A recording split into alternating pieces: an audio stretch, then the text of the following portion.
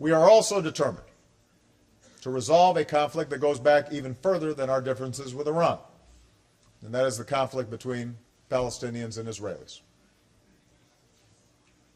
I've made it clear that the United States will never compromise our commitment to Israel's security, nor our support for its existence as a Jewish state. Earlier this year in Jerusalem, I was inspired by young Israelis who stood up for the belief that peace was necessary, just, and possible. And I believe there's a growing recognition within Israel that the occupation of the West Bank is tearing at the democratic fabric of the Jewish state. But the children of Israel have the right to live in a world where the nations assembled in this body fully recognize their country,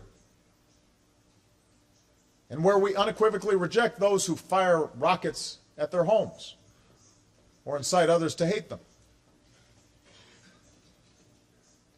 Likewise, the United States remains committed to the belief that the Palestinian people have a right to live with security and dignity in their own sovereign state.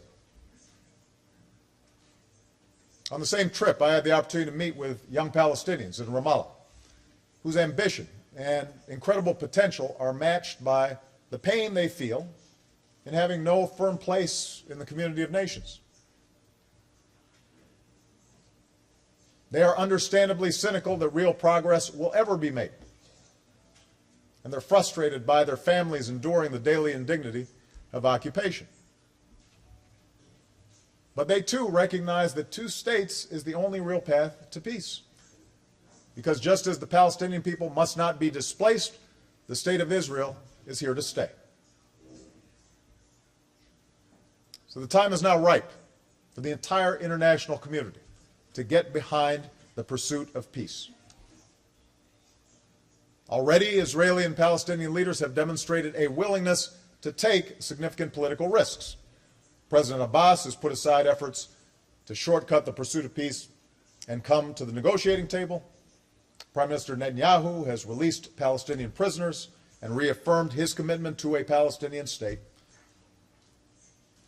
Current talks are focused on final status issues of borders and security, refugees, and Jerusalem. So now the rest of us must be willing to take risks as well. Friends of Israel, including the United States, must recognize that Israel's security as a Jewish and democratic state depend on the realization of a Palestinian state. And we should say so clearly. Arab states and those who supported the Palestinians must recognize that stability will only be served through a two-state solution and a secure Israel.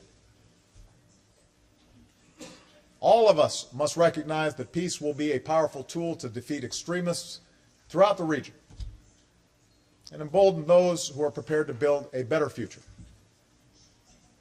And moreover, ties of trade and commerce between Israelis and Arabs could be an engine of growth and opportunity at a time when too many young people in the region are languishing without work. So let's emerge from the familiar corners of blame and prejudice. Let's support Israeli and Palestinian leaders who are prepared to walk the difficult road to peace.